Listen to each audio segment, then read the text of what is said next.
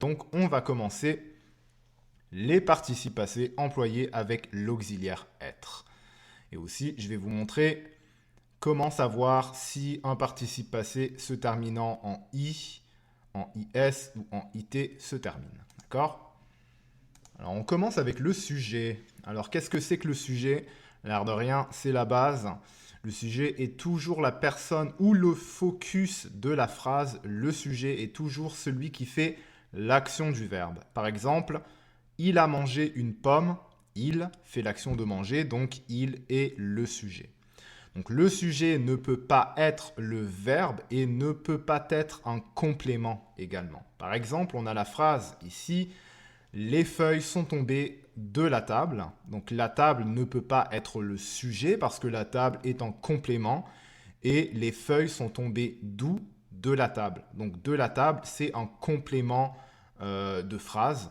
Donc de la table ne peut pas être le sujet, bien entendu. Donc, pour trouver le sujet, il faut tout simplement poser la question qu'est-ce qui est avant le verbe. Donc par exemple, en l'occurrence, dans la phrase qu'est-ce qui est tombé de la table? C'est les feuilles. Les feuilles, donc, c'est le sujet. On a trouvé notre sujet et le problème est réglé. Maintenant, on va voir les petites règles de base. Alors, le participe passé employé avec l'auxiliaire être, soit le PPE, s'accorde toujours avec le sujet. On a deux exemples ici. Alors, le premier exemple, les devoirs sont déposés sur le bureau du professeur. Alors, je vous laisse voir ici. Déposer s'accorde au masculin pluriel parce que devoir, qui est le sujet du verbe, est au masculin pluriel également. Ensuite, dans l'exemple 2, on a ces maisons sont vendues. L'explication, c'est quoi? Eh bien, vendu s'écrit avec ES tout simplement parce que vendu s'accorde avec le sujet de la phrase qui est maison. Et une maison, c'est féminin pluriel. Donc, vendu s'accorde au féminin pluriel. Donc, ça prend un UES tout simplement. Ensuite, l'auxiliaire être. Alors, il y a un truc qu'il faut savoir avec l'auxiliaire être, c'est que l'auxiliaire être peut être conjugué, d'accord? Peut être conjugué au présent, à l'imparfait, au futur simple, au conditionnel présent, etc., etc. Ça n'empêche pas, par contre, le participe passé d'être toujours conjugué de la même façon, d'accord? Donc, peu importe à quel temps l'auxiliaire est conjugué, eh bien, le participe passé sera toujours accordé de la même façon avec son sujet. On a 4 exemples ici. Exemple 1, tu es préparé avec E accent aigu. Exemple 2, tu étais préparé avec E accent aigu. Exemple 3, tu seras préparé avec E accent aigu. Et exemple 4, tu serais préparé avec E accent aigu. Donc vous avez compris que l'auxiliaire être peut être conjugué à l'imparfait, au présent, au conditionnel présent ou au futur. Et peu importe, la terminaison dans ces 4 exemples-là est toujours avec un E accent aigu. D'accord? Donc bien entendu, par exemple, si l'exemple 4, ça avait été elle serait préparée, et bien préparée, ce serait écrit avec un E accent aigu E, parce que elle, eh bien elle, c'est au féminin, tout simplement. Mais à part ça, à part le fait que l'auxiliaire peut se conjuguer à n'importe quel temps, eh bien c'est toujours à peu près les mêmes terminaisons avec les participes passés, tout dépendamment bien sûr de leur sujet. D'accord? Alors on se pratiquer maintenant. Alors ici, on a quelques petites phrases et moi, j'aurais envie que vous trouviez le sujet dans les phrases suivantes. On va commencer par la base parce que le plus important avec l'auxiliaire, le participe passé avec l'auxiliaire être plutôt, excusez-moi, c'est de trouver le sujet. Donc moi, je vous laisse chercher ça et on se retrouve tout de suite. Alors maintenant, on a les réponses ici. Les étoiles brillaient intensément dans le ciel. Les étoiles, c'est le sujet de la phrase. Pourquoi ce n'est pas briller? Parce que c'est le verbe, tout simplement. Intensément, ça ne peut pas être le sujet parce que intensément, c'est un adverbe.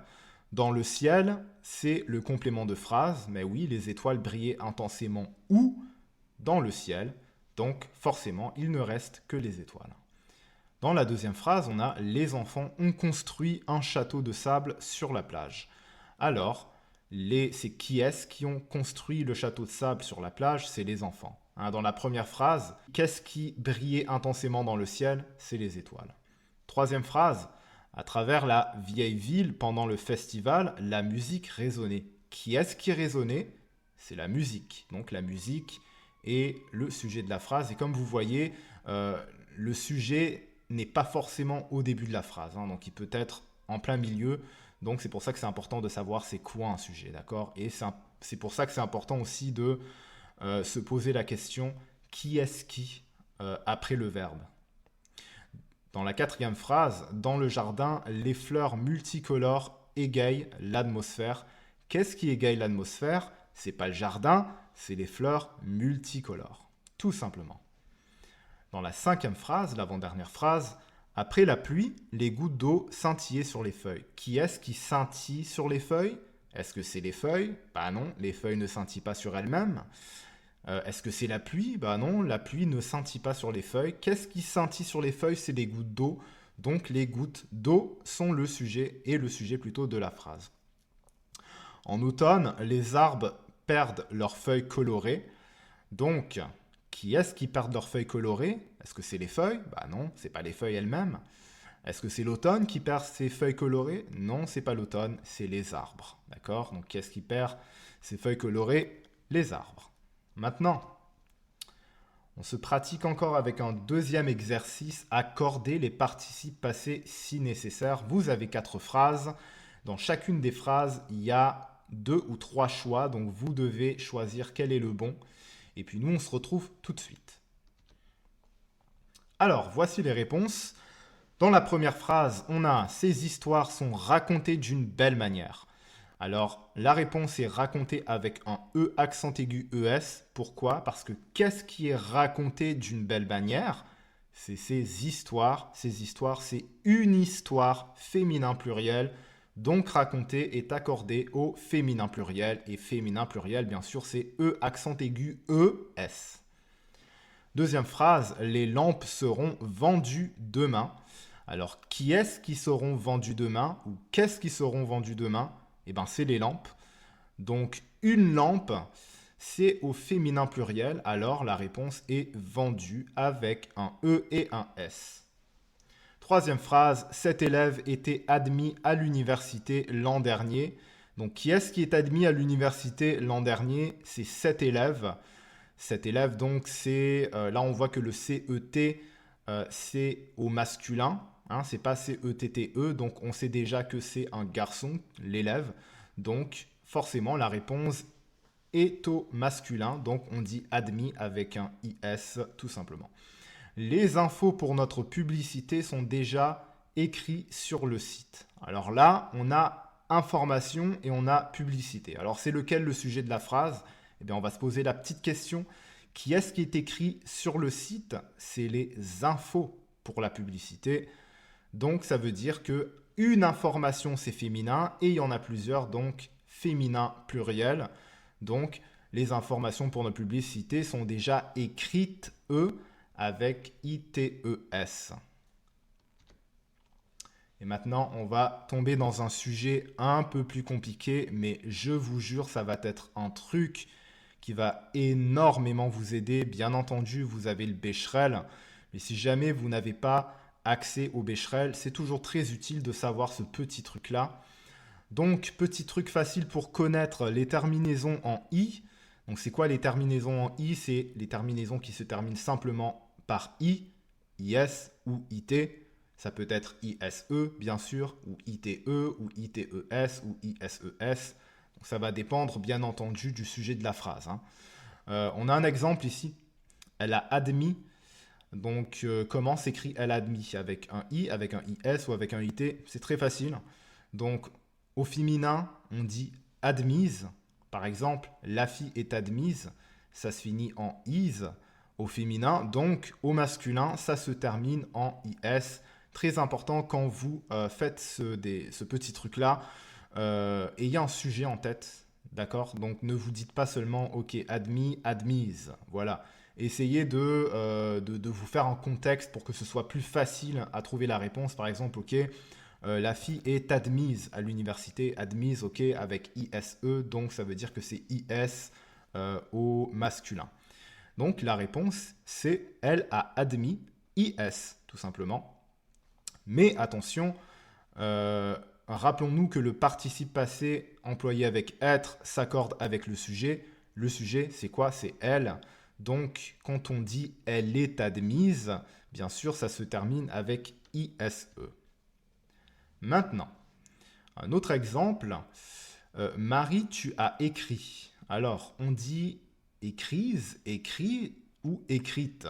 Eh bien, on va faire une petite phrase. Par exemple, une lettre écrite. La lettre est écrite.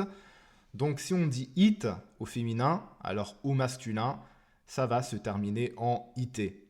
Réponse, Marie, tu as écrit. Donc, avec un it.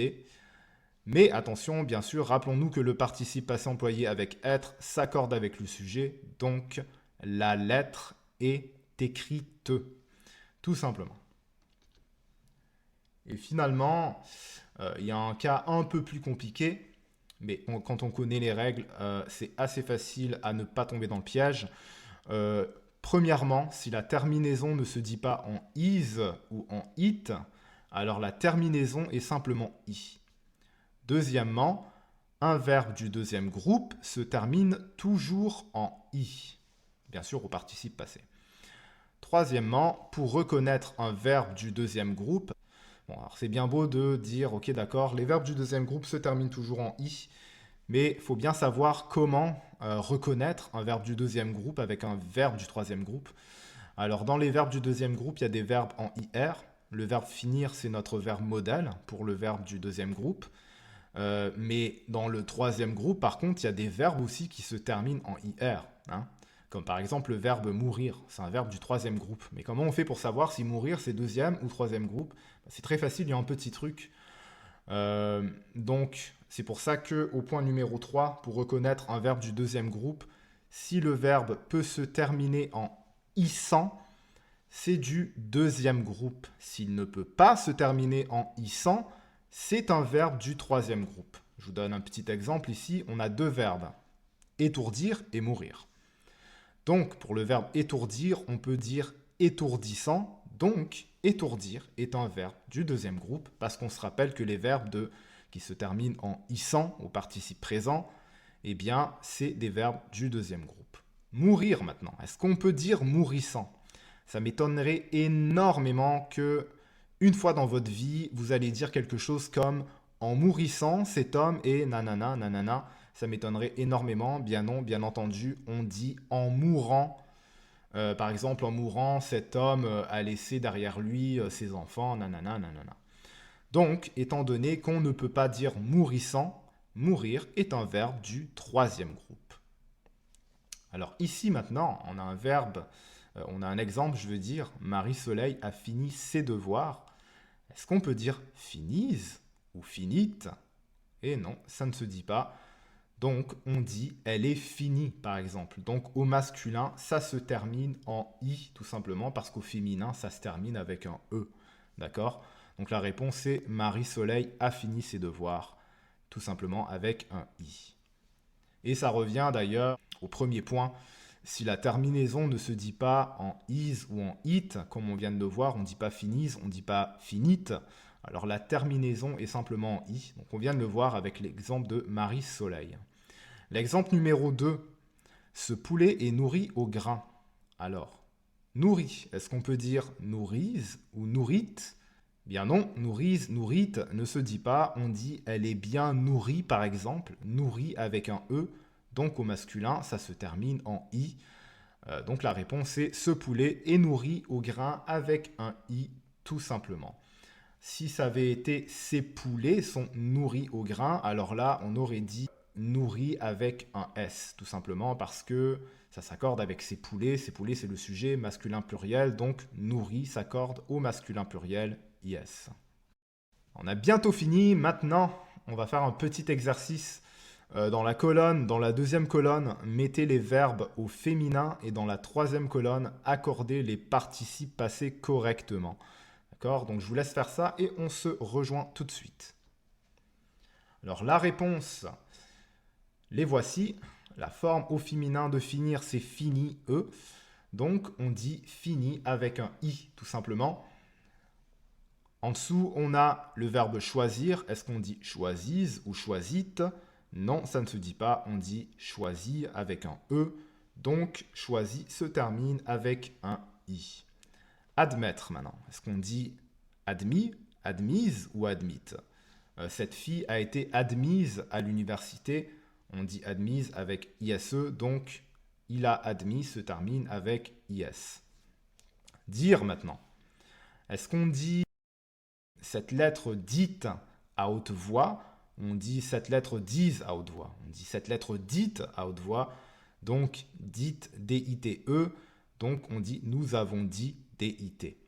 Blanchir maintenant. La neige blanchise ou la neige blanchite? Bah non, on dit la neige blanchit avec un E. Alors on dit elle a blanchi avec un I tout simplement. Dernier exercice.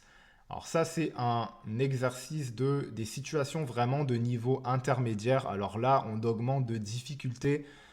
Puis c'est vraiment on augmente de difficulté simplement parce que, comme je vous ai dit, si vous n'avez pas de Becherel, c'est difficile de savoir si un verbe est du deuxième groupe ou du troisième groupe. Donc, en l'occurrence, c'est difficile de savoir si un verbe se termine avec un IS, un ISE ou un ITE, peu importe. Donc, voilà pourquoi je vous laisse avec ces exercices-là et on se rejoint tout de suite. Alors, voici les réponses. Alors, première phrase, les invitations sont envoyées. Alors celle-là, elle est facile. Qui est-ce qui est envoyé? C'est les invitations. Donc envoyé se termine avec E accent aigu, ES. Dans la deuxième phrase, les plats sont préparés aujourd'hui. Donc qui est-ce qui sont préparés? Est-ce que c'est aujourd'hui qui est préparé? Bah non, bien entendu, c'est les plats qui sont préparés.